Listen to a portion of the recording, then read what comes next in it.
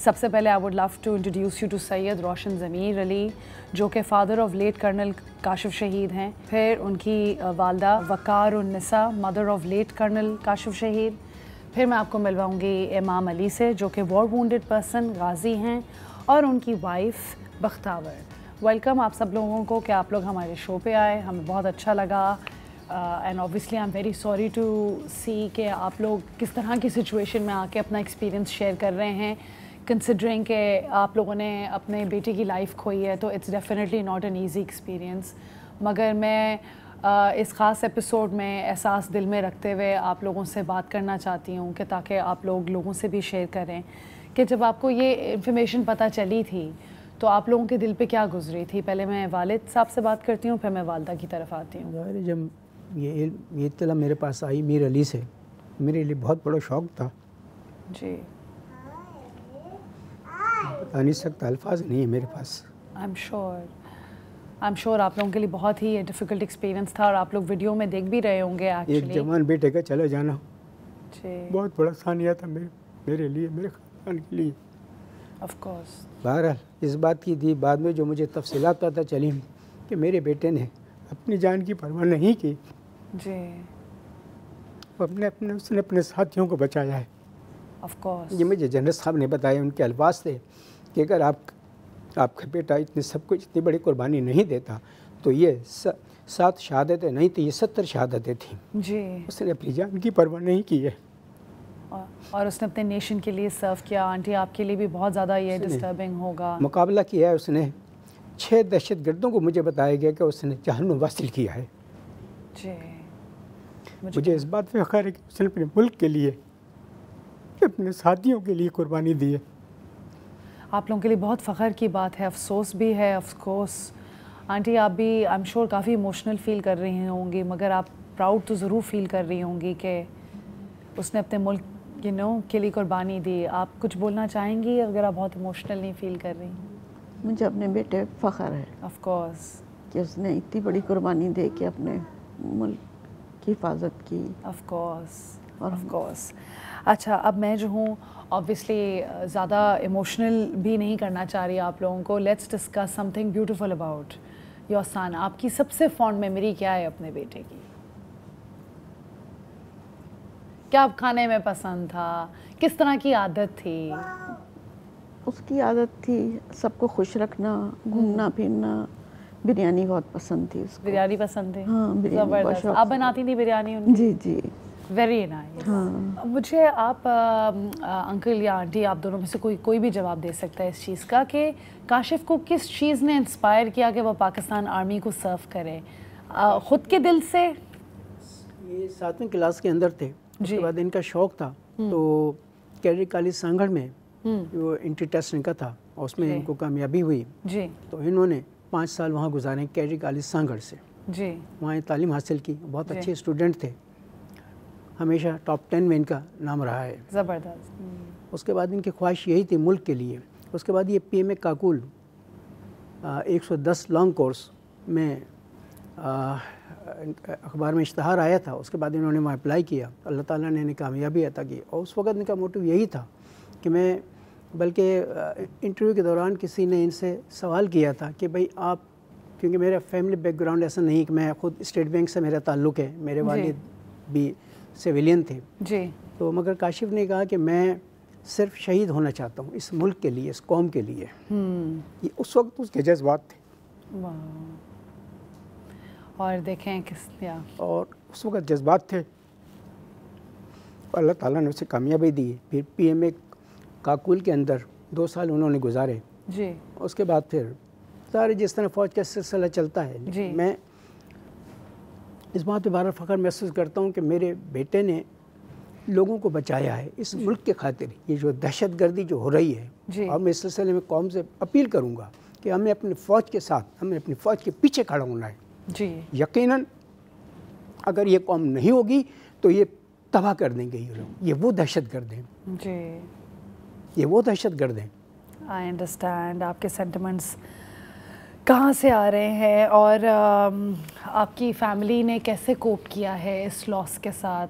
आप अभी भी आई एम श्योर काफ़ी फील करते होंगे, और बाकी एक्सटेंडेड फैमिली के क्या फीलिंग्स हैं? सारे बहनों के जज्बात देखें ना, हमारा बेटा समझे 7वीं क्लास से वो हमसे दूरी हुआ, फिर पीएमए का 2 साल वहाँ पे, उसके बाद फिर मुख्तलिफ जगह पोस्टिंग रही। कराची में तो मेरा ख्याल शायद उसने 2 साल भी नहीं गुजारे।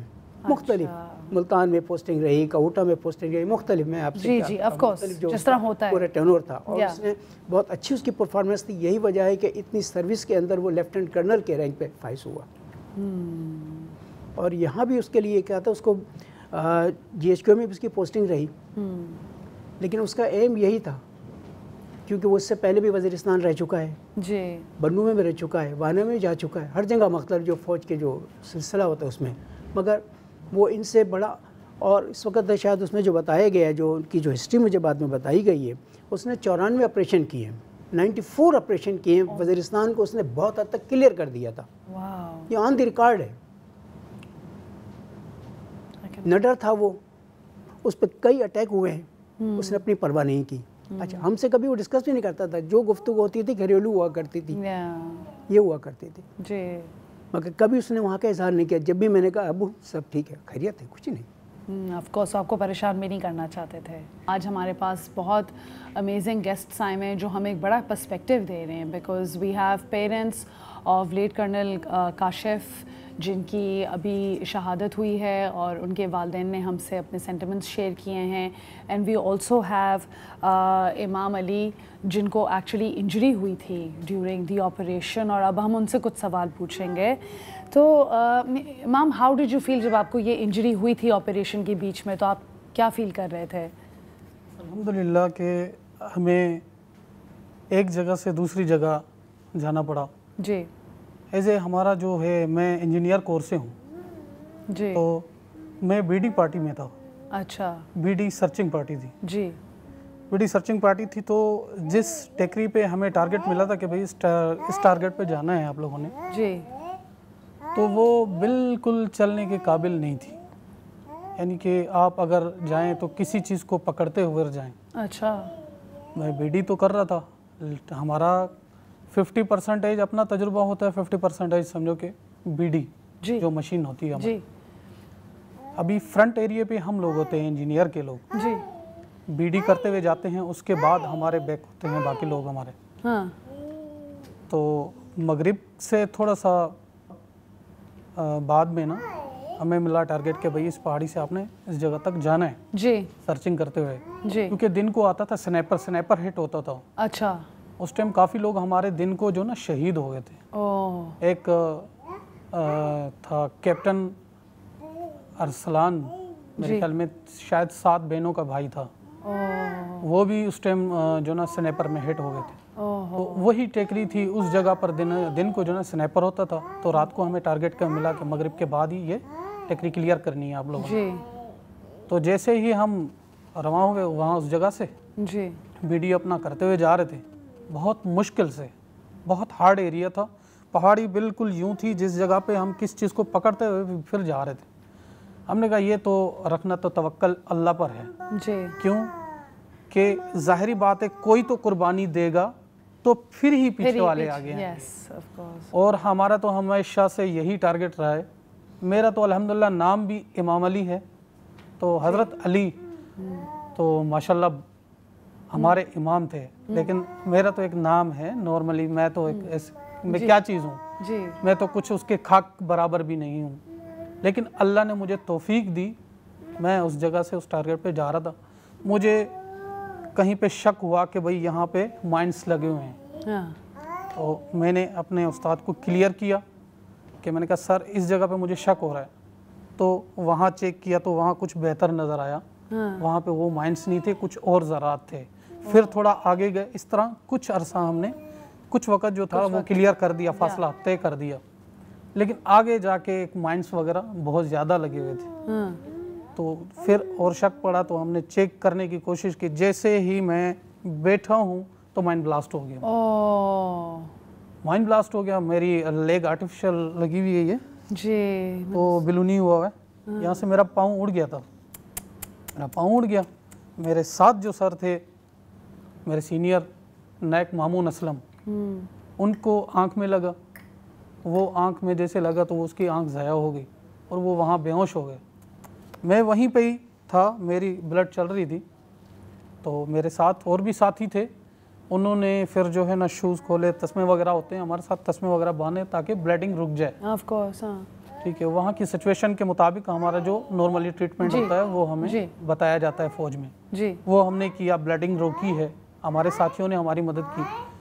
तो उसके बाद 2 कमांडो के लड़के आए थे, सप्तेन हैदर और अकबर जी। मैं उनको अब भी सल्यूट पेश करता हूँ कि वो माई के लाल बहुत जवान, बहुत बहादुर हैं, बहुत बहादुर हैं ऑफ कोर्स। क्योंकि मैं माइंस की जगह पे फंसा हुआ हूँ, जिस जगह पे बैठा हुआ हूँ टारगेट पे, उसी जगह पे मामून असलम बेहोश है। वो गिर रहा था, मैंने उसे पकड़ लिया है, माइन ब्लास्ट होते हुए पकड़ के फिर उधर बिठा दिया। तो अकबर और सप्तेन हैदर, उसकी फैमिली को भी सल्यूट करता हूँ, उनके वालिदैन को, कि CMH में जब मुझे चेक कर देखने आए थे और उस सप्तेन को, तो सबसे पहले मेरे पास आए थे। ऑफ कोर्स सैयद फैमिली से थे जी। बस अल्लाह ताला उनको सलामत रखे। लेकिन वो ऐसा सीन था बहुत ही मुश्किल, उन कमांडोज को रोका गया था कि भई आप इस जगह पर ना जाएं। उसके बावजूद भी आए, कहता ये इसलिए हम भर्ती हुए हैं। फिर मैं जब ब्लास्ट हो गया था, मैंने भी जैसे आ रहे थे तो मैंने रोक दिया, मैंने कहा नहीं आप वहाँ ठहर जाएं, यहाँ बहुत माइंस वगैरह लगी हुई हैं जी। तो हम जख्मी हो गए, हम घुटनों के पल चल के थोड़ा सा यहाँ से निकल जाते हैं। उसके बाद तो आप इसी तरह निकले, घुटनों के बल निकले आप? हाँ, लेकिन नहीं, उससे पहले ही वो आए, उन्होंने कहा नहीं आप तड़प रहे हैं, हम कैसे छोड़ सकते हैं, हाँ। हम आपको नहीं छोड़ सकते। तो जिद करते हुए वो दोनों आए हैं, मुझे ट्रीटमेंट उन्होंने भी की है और तस्मे बांधे हैं। तस्मे बांध के जैसे पिकअप किया, उठाया है ना जी। उठा के थोड़ा एक कदम आगे चलें, फिर दोबारा माइंड ब्लास्ट हो। ठीक है, एक बहुत ज़्यादा बहादुरी आपने दिखाई है। और आपका ये किस्सा सुनने के बाद, पूरा नरेशन सुनने के बाद, मैंने यही रियलाइज़ किया है कि इतनी ज़्यादा ब्रेवरी दिखाना बड़ी हिम्मत की बात है। And I am so glad कि आप हमारे शो पे आके आज ये शो कर रहे हैं हमें। अब मैं जो हूँ आपसे ज़रा आगे बढ़ते हुए ये पूछना चाहूँगी कि आपकी ज़िंदगी कैसे चेंज हुई है इस इंसिडेंट के बाद? आप बार बार सोचते भी होंगे इस बारे में, हिम्मत आती है या इस चीज़ पे फ़ख्र होता है कि आप फिर भी निकल आए, कर लिया, सर्वाइव कर लिया? अल्हम्दुलिल्लाह। देखो, ये वाक़या सिविलियन भी हो सकता था जी, लेकिन मैं कहता था कि ऐसा काम करके हो जी जिसमें इंसान को फ़ख्र तो हो। Of course. मेरे बच्चे जब थोड़े बड़े होंगे तो वो ज़ाहिर बात है देखेंगे और लोगों को बताएंगे तो फ़ख्र फील करेंगे कि हमारे वालिद ऑपरेशन में गए थे, भगोड़े नहीं हुए, ऑपरेशन में गए और बिल्कुल मुल्क और कौम की खिदमत की है, अपने जान पे खेलते हुए वो माइंड ब्लास्ट हुए। Of course. बाकी जान तो हमारे रब के हाथ में है, ऑफ कोर्स, शहीद या गाजी। और बख्तावर, आपने कैसा फ़ील किया अबाउट दिस? आपकी ज़िंदगी कैसे चेंज हुई है? ऑब्वियसली आपके शोहर को इंजरी भी हुई है और जिस तरह अपनी टांग के बारे में बता रहे थे, इतनी बहादुरी दिखा के इनने सब किया। आप कैसा फ़ील करती हैं अबाउट दिस? अल्हम्दुलिल्लाह, अल्लाह ने बड़ा साथ दिया है। ये तो वार बाउंडेड हुए, ज़ख्मी हुए जी, गाजी भी हुए, एक नाम ही बड़ा है जी। इनको तमगा बसालत भी मिला, मुझे फ़ख्र है अपने शोहर पर। सही बात है। और मैं इस बात से खौफ ज़दा नहीं हूँ, बिल्कुल भी नहीं, बिल्कुल भी नहीं। मेरी 4 बेटियाँ हैं और इंशाल्लाह अगर अल्लाह ने बेटा दिया तो मैं उसको भी फ़ौज में भर्ती करवाऊँगी और इससे भी बढ़कर वो ज़बरदस्त कुर्बानी के लिए पेश करूँगी उसको इंशाल्लाह। अच्छा, अब मैं आपसे एक सवाल पूछना चाहूँगी कि आप कंसिडरिंग कि आपके बेटे की शहादत हुई है इन दिस, आप रेकमेंड करेंगी अभी भी किसी और माँ को कि अपने बेटे को आर्मी में डालें? और अभी भी Pakistan army is one of the best armies, ठीक है, इन द वर्ल्ड। ये मतलब हमारे लिए बड़ी फ़ख्र की बात है, आज हम ख़ास इस चीज़ पे शो भी कर रहे हैं। तो आप बाकी माँओं को हौसला अफजाई के लिए क्या बोल सकती हैं, या आप अभी भी क्या बोल सकती हैं पाकिस्तान आर्मी के बारे में? नौजवानों को क्या मैसेज दे सकती हैं? मेरा तो यही मैसेज है कि वो लोग आगे आएँ, जैसे मेरे काशिफ ने जी अपनी शहादत का किया है।